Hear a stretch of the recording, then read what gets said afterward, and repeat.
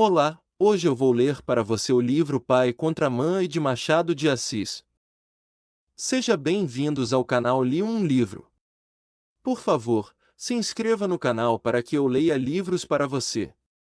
Curta os vídeos. Não esqueça de deixar seu comentário, ele é sempre bem-vindo. Boa leitura.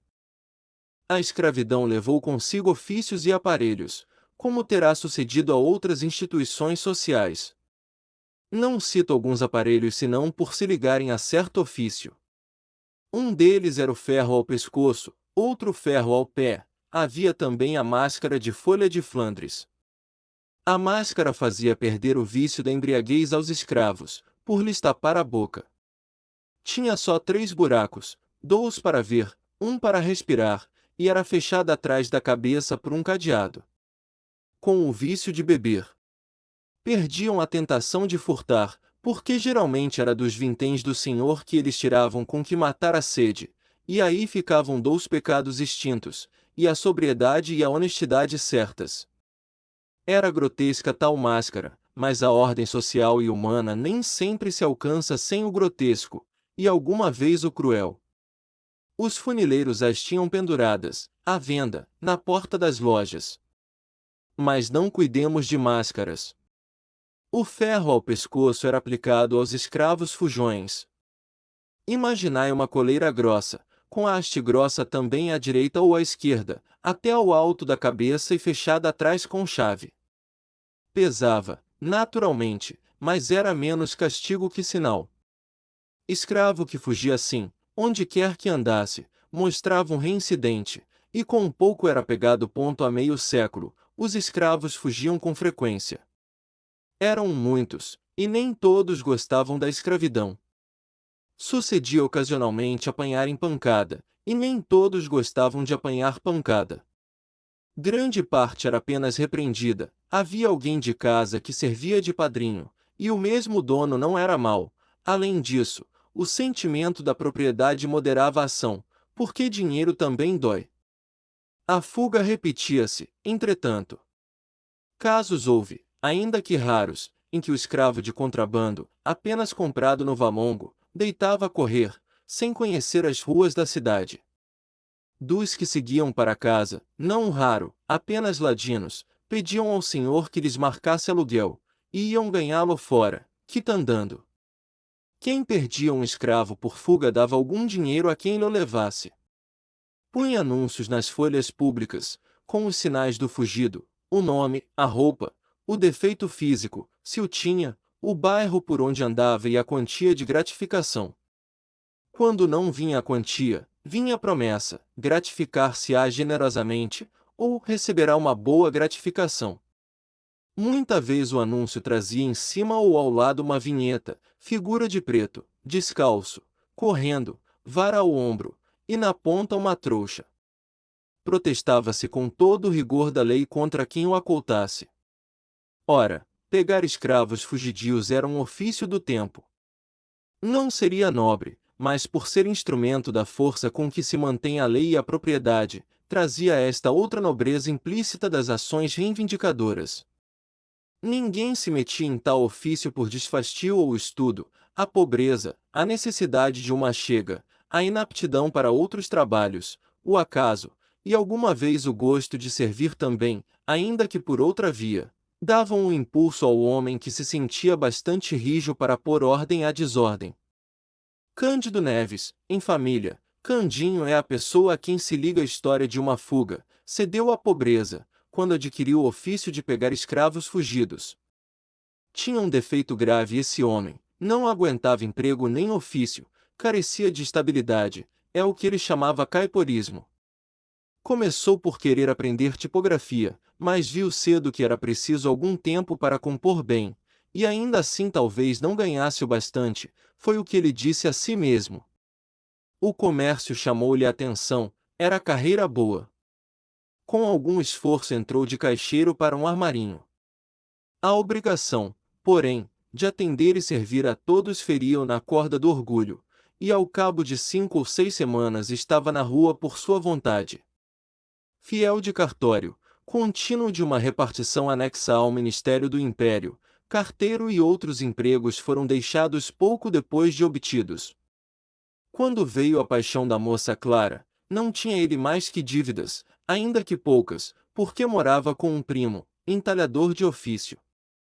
Depois de várias tentativas para obter emprego, resolveu adotar o ofício do primo, de que aliás já tomara algumas lições.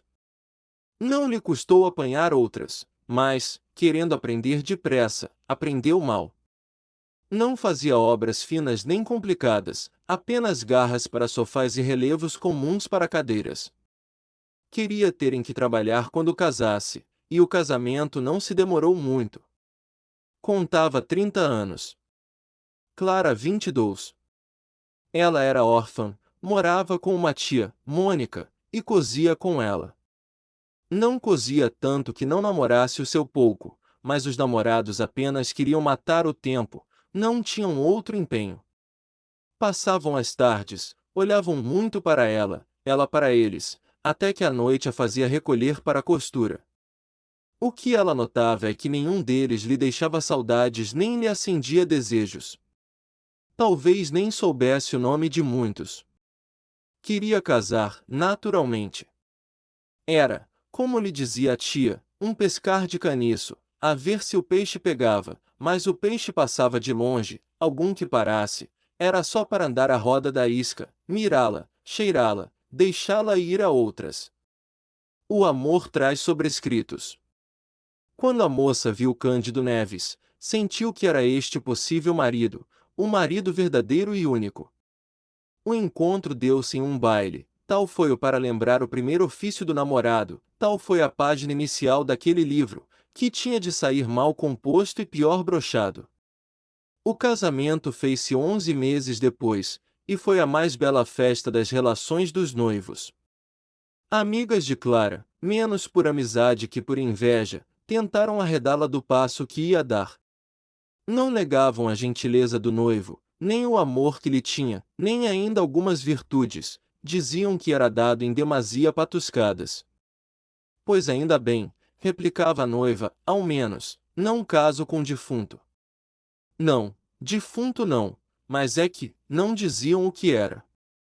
Tia Mônica, depois do casamento, na casa pobre onde eles se foram abrigar, falou-lhes uma vez nos filhos possíveis. Eles queriam um só, embora viesse agravar a necessidade. Vocês, se tiverem um filho, morrem de fome, disse a tia à sobrinha. Nossa Senhora nos dará de comer, acudiu Clara. Tia Mônica devia ter-lhes feito a advertência, ou ameaça, quando ele lhe foi pedir a mão da moça, mas também ela era amiga de patuscadas, e o casamento seria uma festa, como foi. A alegria era comum aos três. O casal ria a propósito de tudo. Os mesmos nomes eram objeto de trocados, Clara, Neves, Cândido, não davam que comer, mas davam que rir, e o riso digeria-se sem esforço. Ela cosia agora mais, ele saía empreitadas de uma coisa e outra, não tinha emprego certo. Nem por isso abriam mão do filho. O filho é que, não sabendo daquele desejo específico, deixava-se estar escondido na eternidade. Um dia, porém, deu sinal de si a criança, varão ou fêmea, era o fruto abençoado que viria trazer ao casal a suspirada ventura. Tia Mônica ficou desorientada, Cândido e Clara riram dos seus sustos. Deus nos há de ajudar, titia, insistia a futura mãe. A notícia correu de vizinha a vizinha. Não houve mais que espreitar a aurora do dia grande. A esposa trabalhava agora com mais vontade, e assim era preciso, uma vez que, além das costuras pagas, tinha de ir fazendo com retalhos o enxoval da criança. A força de pensar nela, vivia já com ela, mídia-lhe fraldas, cosia-lhe camisas. A porção era escassa, os intervalos longos. Tia Mônica ajudava, é certo, ainda que de má vontade. Vocês verão a triste vida, suspirava ela. Mas as outras crianças não nascem também? Perguntou Clara. Nascem, e acham sempre alguma coisa certa que comer, ainda que pouco, certa como? Certa, um emprego, um ofício, uma ocupação, mas em que é que o pai dessa infeliz criatura que aí vem gasta o tempo? Cândido Neves, logo que soube daquela advertência, foi ter com a tia, não áspero mas muito menos manso que de costume, e lhe perguntou se já algum dia deixará de comer. A senhora ainda não jejuou senão pela Semana Santa, e isso mesmo quando não quer jantar comigo. Nunca deixamos de ter o nosso bacalhau, bem sei, mas somos 3. Seremos 4. Não é a mesma coisa. Que quer então que eu faça, além do que faço? Alguma coisa mais certa. Veja o marceneiro da esquina, o homem do armarinho, o tipógrafo que casou sábado, todos têm um emprego certo.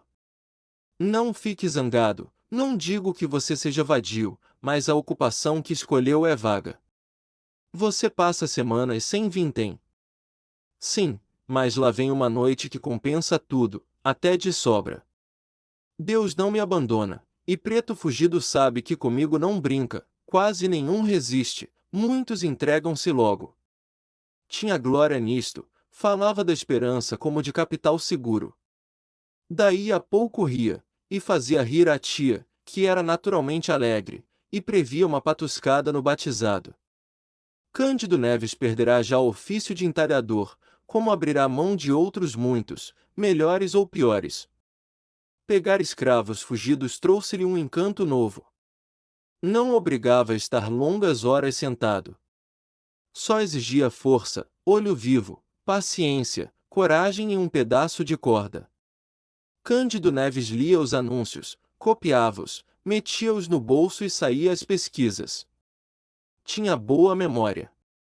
Fixados os sinais e os costumes de um escravo fugido, gastava pouco tempo em achá-lo, segurá-lo, amarrá-lo e levá-lo. A força era muita, a agilidade também.